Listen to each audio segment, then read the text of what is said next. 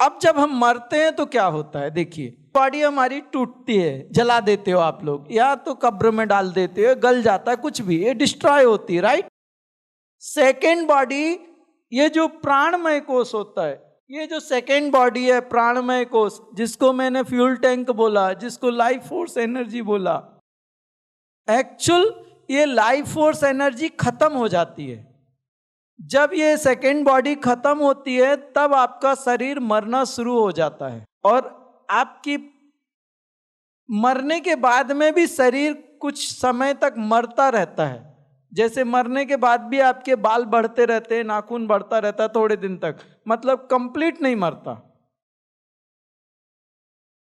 तो मरने के बाद भी वो एक मरना शुरू होता है, कंप्लीट डेथ नहीं होती उस समय भी। आप डॉक्टर ने बोल गया मर गया, लेकिन वो अभी उसके अंदर कुछ और डिस्ट्रक्शन बाकी है, वो उनका प्रोसेस रहता है, मैं उसमें ज़्यादा जाना नहीं चाहता। तो सेकेंड बॉडी पहले खत्म होती है और फिजिकल बॉडी बाद में खत्म होती है। जब गाड़ी का पेट्रोल खत्म हो जाता है तो गाड़ी रुक जाती है, राइट, कि पहले गाड़ी रुक जाती है बाद में पेट्रोल खत्म होता है। पहले पेट्रोल खत्म होता है तो प्राण निकलते नहीं हैं, प्राण खत्म हो जाते हैं। आप लोग बोलते हो ना प्राण निकल गए, मर गया, प्राण निकलते नहीं है, प्राण खत्म हो जाते हैं। उसके बाद शरीर मर जाता है और आत्मा निकल जाती है, राइट। ये प्रोसेस पहले आपको मैं समझाना चाहता हूं। अब ये जो थर्ड बॉडी होती है, मरने के बाद में ये बहुत नेगेटिव हो गई, बहुत ज्यादा नेगेटिव हो गई, तो ये भूत प्रेत पिशाच राक्षस ये बनती थर्ड बॉडी। आत्मा नहीं होती वो, आत्मा बहुत डिवाइन है, वो नेगेटिव नहीं हो सकती। जो थर्ड बॉडी होती है, अगर वो बहुत ज्यादा नेगेटिव हो जाए और इस डायमेंशन को क्रॉस करके मूव ना कर पाए, तो इस डायमेंशन में जब वो भटकती है तो उसको भूत प्रेत पिशाच राक्षस या जिन विन जो आप कहना चाहो वो सब कहो, उनकी एक कैटेगरीज हैं। जैसे एक हवलदार है, एक सिपाही है, एक इंस्पेक्टर है, एक एसपी है, एक कमिश्नर है, डीजी है, डीआईजी है, एटसेट्रा एटसेट्रा। ऐसे उनमें भी कैटेगरीज होती हैं, जिसकी जितनी ताकत उसका वैसा नाम, जो जितना डेविल है उसको उतना अच्छा नाम दे दिया गया, बराबर है ना। तो भूत प्रेत पिशाच राक्षस ये थर्ड बॉडी होती है। आप ये कंफ्यूजन अपने अंदर से निकाल दो। आप कहते हो आत्मा भटक रही है, आत्मा नहीं भटकती, आत्मा बहुत डिवाइन है, शिव का अंश है, वो परमात्मा का हिस्सा है, उसमें कोई नेगेटिविटी नहीं जाती। उसके पास में जो फिफ्थ बॉडी है आनंदमय कोष, उसमें भी नेगेटिव एनर्जी नहीं जा सकती, वो इतनी डिवाइन है आत्मा। तो यहां पे जो आपका ये थर्ड बॉडी है, ये 1 2 3 यहां तक आई आपकी ये। इसके बाद में ये ज्ञान में, तो ये 2 शरीर छूटते हैं आपके मरने के बाद, एक फिजिकल बॉडी और एक प्राणमय कोष। बाकी के 3 शरीर आत्मा के साथ ट्रेवल करते हैं। वो मां के गर्भ में जाएगा, तो ये जब ये 3 शरीर मां के गर्भ में, वो जीवात्मा के साथ जाएंगे। ये आपके लाखों करोड़ों जन्मों के साक्षी हैं ये 3 शरीर। अगर आपकी कोई डिटेल निकालनी है तो ये उनके ऑफिस है, इनके भीतर घुस के आपकी सारी डिटेल मिलेगी, आप क्या क्या करके आए हो। तो अब दिक्कत क्या होती है कि ये थर्ड डायमेंशन, जैसे मैंने बोला कि कोई हम जैसे हमारे अंदर 72% वाटर है, तो थर्ड डायमेंशन में भी 72% वाटर है। हम सूर्य के प्रकाश से जीवित रहते हैं, हमें चंद्रमा की भी एनर्जी चाहिए, हमें प्लैनेट्स की एनर्जी चाहिए, हमें खाना चाहिए, हमें हम रेस्पिरेटरी सिस्टम हमारे के लिए कंपलसरी है, ब्रीदिंग करते हैं। अब क्या होता है कि जब एक व्यक्ति मर जाता है, उसके मरने के बाद में एक्चुअल क्या हो जाता है कि कुछ समय, कुछ घंटे उसको प्रकृति की तरफ से दिए जाते हैं कि तुम सबको देख लो, और देखने के बाद में वो क्या होता है, नैसर्गिक व्यवस्था है कि उसने जैसे कर्म किए हैं उन कर्मों के हिसाब से उसको दूसरे डायमेंशन में शिफ्ट कर देते हैं। अगर ये जो दूसरे शरीर है, तीसरे चौथे शरीर है, ये बहुत हल्के होंगे तो वो ऊपर के डायमेंशन में जाता है, बहुत ऊपर जाता है, तो वहां पे क्या होता है, वो रिलैक्स होता है। लेकिन अगर इस पृथ्वी लोक के ऊपर जो पितृलोक है, अगर उधर गया तो वहां पे ज्यादा व्यवस्थाएं अच्छी नहीं हैं।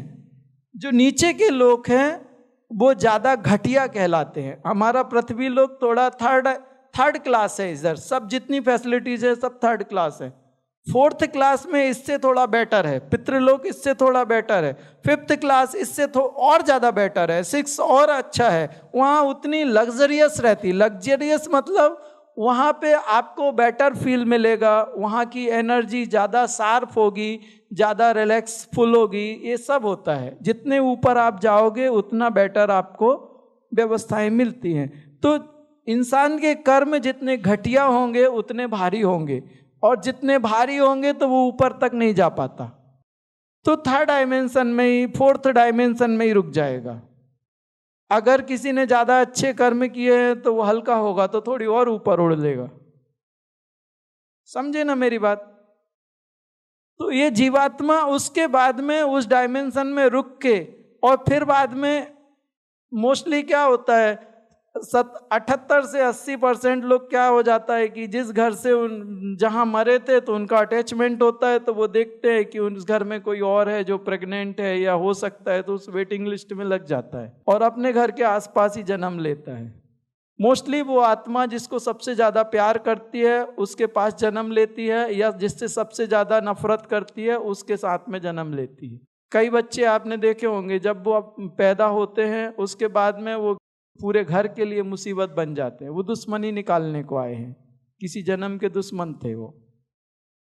मैं आपको सही बता रहा हूं, एक जीवात्मा या तो जिससे बहुत प्यार करती है उसके आसपास जन्म लेती है, या जिससे बहुत नफरत करती है। अटैच होते हैं, नफरत में भी आप, प्रेम में बहुत कम अटैच होते हो। आप अपने दुश्मन को बहुत ज्यादा याद करते हो कि नहीं? और तुम जिसको ज्यादा याद करते हो उसके पास चले जाते हो, जुड़े रहते हो उससे, मन से, बुद्धि से। जब कोई जीवात्मा शरीर छोड़ती है तो उसको थोड़ा समय दिया जाता है, 1 दिन 2 दिन, आप लोग तीसरा बोलते हो उसको इसलिए दिया जाता है कि तुमने जिसको देखना है, जिसको सब लोग आ जाएंगे, उसके बाद में सबको देख के, और उसके बाद में एक व्यवस्था होती है कि उसको दूसरे डायमेंशन में शिफ्ट कर दिया जाता है। अब दूसरे डायमेंशन में शिफ्ट करने के बाद क्या हो जाता है कि वहां पे वो थोड़े समय रुकती है, वेटिंग रूम समझ लीजिए उसको। उसके बाद में वो जब वो माँ के गर्भ में जाती है तो वो वहाँ से निकल के माँ के गर्भ में वो सिलेक्ट करती है कि उसको माता पिता कैसे चाहिए। तो ये प्रोसेस है। लेकिन मोस्टली अभी क्या हो गया है कि लोगों का अटैचमेंट बहुत बढ़ गया है। ये घर मैंने बनाया है, ये बीवी बच्चे मेरे हैं, ये गाड़ी मेरी है, ये मेरा है, ये मेरा है, ये मेरा है। और उसके बाद वो सोचते हैं मरते समय, यार नरक में जाना पड़ेगा, वहाँ पे कीलें चुभाई जाएंगी, कढ़ाई में तला जाएगा समोसे के जगह। तो उनको डर लगता है। उस समय क्या होता है, जब वो मरता है तो आप दहाड़े मार मार के रहते हो। जिसको एक लंबी यात्रा करनी है, जिसने अभी शरीर छोड़ा है, जो डरा हुआ है, जो एकदम घबराया हुआ है, वो जीवात्मा, और उसको आगे जाना है, उसको तुम लोग मोह पास में बांधते हो। जब तक वो इंसान जिंदा रहा तुमने उसको बैठने नहीं दिया चैन से, ये कर वो कर, सब्जी ला, ये ला वो ला, कर सब कर, दुनिया भर की उसकी, और मरने के बाद भी उसको तुम शांति से नहीं जाने दे रहे। जो लोग उस आदमी को बिल्कुल पसंद नहीं करते थे वो वहां डेड बॉडी के पास आके कहते क्या शानदार आदमी था, मर गया यार। जो मर चुके हैं उस समय उनसे पूछो कि बाबा, बोले सब आए, सब रोए, मुझे तो पता ही नहीं था मेरी बीवी मुझे इतना प्यार करती है, मेरे बच्चे मुझे इतना प्यार करते हैं। मैं मरने के बाद जब वो दूर खड़ा था, शरीर के बाहर खड़ा था, वो मैं उनका प्यार देख के पागल हो गया, और मैंने कह दिया तुम डरो मत, तुम मेरी बीवी हो, ये मेरे बच्चे हैं और ये मेरा घर है, मैं इसको छोड़ के कहीं नहीं जाने वाला, यहीं रहूंगा। हो गया कांड साहब। अभी तक कर्म हो रहे थे, अब कांड हो गया।